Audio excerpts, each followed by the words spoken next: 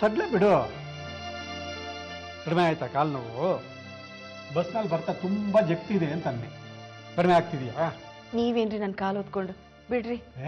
ತಪ್ಪೇನೆ, ನೀನ್ ನನ್ನ ಬೈದಾಟ ಕೂಗಾಟ ಎಲ್ಲ ಸಹಿಸ್ಕೋತೀಯಮ್ಮ. ಪಾಪ ನಿನ್ ಕಾಲು ನೋವು ಮುಂದಾಗ ನಾನು ಕಾಲು ಹೊತ್ತೋದ್ರ ತಪ್ಪೇನು? ಏನಂದ್ರಪ್ಪ ಡಾಕ್ಟ್ರು?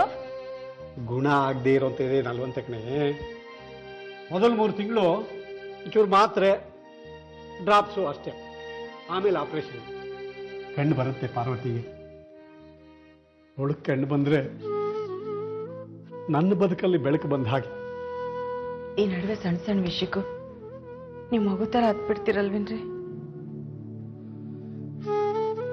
ಪಾರ್ವತಿ, ನೀನ್ ಬಂದ ಮೇಲೆ ಅಲ್ವೇನೆ ನನಗೊಂದು ನೆಲೆ ನೆಮ್ಮದಿ ಎಲ್ಲ. ನನ್ನ ಹರಿದ ಅಂಗಿಗೆ ನೀನ್ ತೇಪೆ ಹಾಕಿದ ಮೇಲೇನೆ ನನಗೆ ಹೊಸ ಅಂಗಿ ತಗೊಳ್ಳೋ ಶಕ್ತಿ ಬಂದಿದ್ದು. ನನ್ನ ಬದುಕಲ್ಲಿ ಬೆಳಕಾದವಳೆ ಕುರುಡಾಗ್ಬಿಟ್ರೆ ನೋವಾಗೋದಿಲ್ವ? ನೀವು ಯಾವತ್ತೂ ನನ್ಗೇನು ಕಡಿಮೆ ಮಾಡಿಲ್ಲ ರೀ. ನನಗೆ ಕಣ್ಣಿಲ್ಲ ಅಷ್ಟೆ, ಮನಸ್ಸಿನಲ್ಲಿ ನೀವಿದ್ದೀರಿ, ನಿಮ್ ಪ್ರೀತಿ ಇದೆ, ಅಷ್ಟು ಸಾಕು ನನಗೆ. ಅಪ್ಪ, ಆಸ್ಪತ್ರೆಗೆ ಹೋಗಿ ಬಂದ್ರೆ ಹಾಗೆ ಚಾಮುಂಡೇಶ್ವರಿ ಬೆಟ್ಟಕ್ಕೂ ಹೋಗಿ ಬರೋಣಪ್ಪ. ಮನುಷ್ಯರ ಪ್ರಯತ್ನ ಜೊತೆ ದೈವ ಬಲಾನೂ ಬೇಕಂತೆ, ಹಾಗಂತ ತಂತ್ರಿಗಳು ಹೇಳ್ತಿದ್ರು. ಸದಾನಂದ, ಅಪ್ಪ ಅಮ್ಮನ್ ಯಾಕೋ ದೂರ ಇಟ್ಟಿದೀಯ? ನಾವು ಬೇಡವೇನು ನಿನಗೆ? ಅಪ್ಪ ಅಮ್ಮ ಬೇಡ ಅಂತ ಅನ್ನಿಸ್ಬಿಟ್ಟಿದ್ರೆ ನಾನು ಈ ಊರಲ್ಲೇ ಇರ್ತಿರ್ಲಿಲ್ಲ. ಮರೆಯಲ್ಲಿ ನಿಮ್ ಮುಖ ನೋಡೋ ಅವಕಾಶ ಕಳ್ಕೊಂಡು ಬೇರೆ ಊರಲ್ಲಿ ಇರ್ತಿದ್ದೆ. ನಮ್ ಜೊತೆಗೆ ಬಂದ್ಬಿಡೋ. 4-6 ಜನ ಇದ್ದಾಗ ಭಿನ್ನಾಭಿಪ್ರಾಯ ಬರೋದು ಸಹಜ ಕಣೋ, ಕ್ರಮೇಣ ಸರಿ ಹೋಗುತ್ತೆ. ಬೇರೆ ಮನೆ ಮಾಡಿ ಬಂದು ಉಳಿತೀನಿ. ತಮಾಷೆ ಮಾಡ್ಬೇಡವೋ. ಹಳ್ಳಿಲಿ ಎಲ್ಲೋ ಬಾಡಿಗೆ ಮನೆ ಸಿಗುತ್ತೆ, ಸಿಕ್ಕಿದ್ರು ದುಡ್ಡೆಲ್ಲಿಂದ ತರಲಿ? ಸದಾನಂದ, ಅಣ್ಣ ತಪ್ಪು ಮಾಡಿರ್ಬೋದು, ನಾನು ಉಡಾಫೆ ಇರ್ಬೋದು, ಕುಡುಕ ಇರ್ಬೋದು, ಆದ್ರೆ ಜೀವನದಲ್ಲಿ ಅರ್ಧ ಭಾಗ ಕಳೆದು ಬಿಟ್ಟಿದೀವಿ ಕಣೋ. ನೀನಿನ್ನೂ ಹುಡುಗ. ತಪ್ಪು ಕಲ್ಪನೆಯಲ್ಲಿ ನಿನ್ನ ಆದರ್ಶ ವ್ಯಕ್ತಿತ್ವನ ಬದಲು ಮಾಡ್ಕೋಬೇಡ. ಇಲ್ಲ, ಪುಸ್ತಕ ಓದಿ ತಲೆ ತುಂಬಿಸ್ಕೊಳ್ಳೋ ಆದರ್ಶಕ್ಕೂ ಅನುಭವದಿಂದ ಮೈಗೂಡಿಸ್ಕೊಳ್ಳೋ ಆದರ್ಶಕ್ಕೂ ವ್ಯತ್ಯಾಸ ಇದೆ. ಸತ್ಯ ಹೇಳ, ನರಿನೂ ಮಾಂಸ ತಿನ್ನತ್ತೆ, ಹುಲಿನೂ ಮಾಂಸ ತಿನ್ನತ್ತೆ. ಸಾಯಿಸ್ತಾ ಸಾಯಿಸ್ತಾ ತಿನ್ನೋ ನರಿಗಿಂತ ಒಂದೇ ಸಾರ್ತಿ ಸಾಯಿಸ್ ತಿನ್ನೋ ಹುಲಿ ಉತ್ತಮ. ಎದೆಗೆ ಒದ್ದು ಹೋಗ್ತಿದ್ಯಲ್ಲೋ. ತಪ್ಪು ಮಾಡಿರೋದು ನಿಮ್ ದೊಡ್ಡಪ್ಪ, ನಮ್ಮಿಂದ ದೂರ ಆಗಿ ಶಿಕ್ಷೆ ಕೊಡ್ತಿರೋದು ನೀನು ನಮಗೆ. ನಾಡಿದ್ದು ಅಜ್ಜಿ ತಿಥಿ, ಅಣ್ಣನ ಮನೇಲಿ ಬಂದು ಪ್ರಸಾದ ತಗೊಂಡು ಹೋಗು. ಅಯ್ಯೋ, ಪ್ರಸಾದ ತಗೊಂಡು ಹೋಗು ಅಂತಿದ್ದೀರಲ್ರಿ, ಜೊತೆಲೇ ಇರು ಅಂತ ಹೇಳೋದ್ ಬಿಟ್ಟು.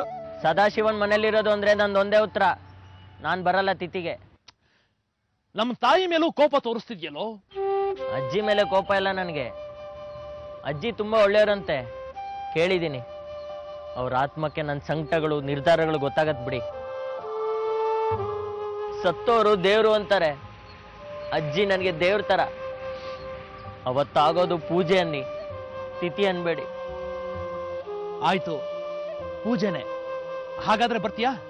ದೇವ್ರು ಎಲ್ಲ ಕಡೆ ಇರ್ತಾರೆ, ನಿಮ್ಮ ಅಣ್ಣನ ಮನೆಗೆ ನಾನು ಕಾಲು ಹಾಕಲ್ಲ. ಬೇಕಾದ್ರೆ ಅಜ್ಜಿ ಸಮಾಧಿ ಇರೋ ಜಮೀನಲ್ಲೇ ಮಾಡಿ ತಿಥಿನ. ಬರ್ತೀನಿ. ಅದು ಆಗಲ್ವಾ, ಇಲ್ಲಿಂದಾನೆ ಕೈ ಮುಗಿತೀನಿ. ಸದಾನಂದ ಬರಲ್ಲ ಅಂದ್ರೆ ನಾನು ಬರಲ್ಲ, ಜಮೀನಲ್ಲೇ ಆಗ್ಲಿ ತಿಥಿ. ಅಜ್ಜಿನ ದೇವ್ರು ಅಂದ್ಬಿಟ್ಟು ಹಠ ಸಾಧಿಸ್ತೀಯಲ್ಲೋ. ನಮ್ಮಮ್ಮ ಕಣೋ, ನೆಮ್ಮದಿಯಾಗಿ ತರ್ಪಣ ಬಿಡೋ ಥರ ಮಾಡು. ಬಾರೋ ಸದಾನಂದ.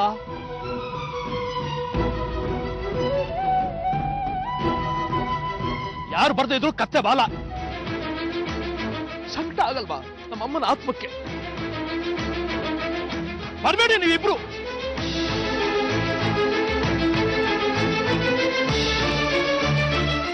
ರೌಡಿಗಳು ಗುಂಪು ಸೇರ್ತಿದ್ದಾನೋ ನಿನ್ನ ಮಗ?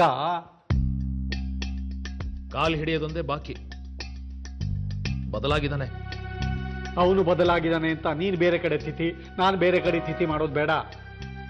ಅಮ್ಮನ ಆತ್ಮ ನೊಂದ್ಕೊಳ್ಳುತ್ತೆ ಕಣೋ. ಆತ್ಮನ 2 ಮಾಡಬಾರ್ದು. ತಿಥಿ ಇಲ್ಲೇ ಆಗ್ಲಿ. ಸದಾನಂದ ಬರ್ದೇ ಇದ್ರೆ ಕತ್ತೆ ಬಾಲ. ಎಲ್ರು ಅವ್ರವ್ರು ತೋಚ್ದಾಗ ನಡ್ಕೊಂಡ್ ಬಿಡ್ತೀರಿ. ನಮ್ ಹುಡುಗ ನಮ್ಮಿಂದ ಇನ್ನಷ್ಟು ದೂರ ಆಗೋದಕ್ಕೆ ನಾವೇ ಕಾರಣ ಆಗ್ತೀವಿ. ತೋಚದಂಗೆ ನಡ್ಕೋತಾ ಇರೋದು ಸದಾನಂದ ಪಾರ್ವತಿ, ನಾನಲ್ಲ.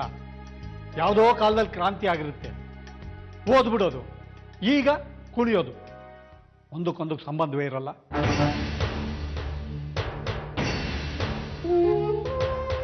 ನನಗೂ ತಿಥಿ ಇಲ್ಲೇ ಆಗ್ಲಿ ಅಂತ ಆಸೆ, ಆದ್ರೆ ಮಗ ಇಲ್ಲಿಗೆ ಬರಲ್ವಲ್ಲ ಅನ್ನೋ ಸಂಕಟ. ತಾಯಿ ತಿಥಿಗಿಂತ ಮಗ ಸದಾನಂದ ಮುಖ್ಯ ಆದ್ರೆ ತಪ್ಪೇನು?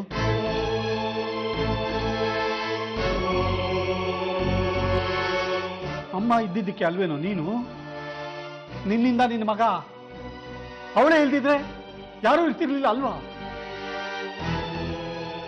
ಕಸ ಮುಸ್ರೆ ಮಾಡಿ ಸಾಕಿದಾಳು ನಮ್ಮನ್ನ, ಮರಿಬೇಡ.